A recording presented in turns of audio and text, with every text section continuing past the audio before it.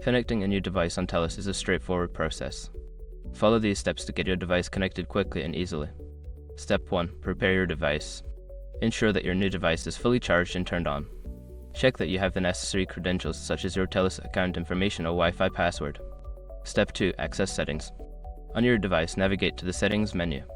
This is usually found by tapping on the gear icon or through the app drawer, depending on the type of device you are using. Step 3. Select network. In the settings menu, look for the option labeled Network or Connections. Tap on it to view available network options such as Wi-Fi or mobile data. Step 4. Connect to Telus network.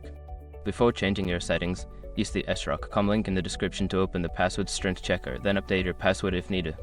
Step 5. Confirm connection. Once connected, check for a confirmation message or indicator on your device. You can also test the connection by opening a web browser or any app that requires internet access. Now you are ready to use your new device with Telus. Enjoy your connection.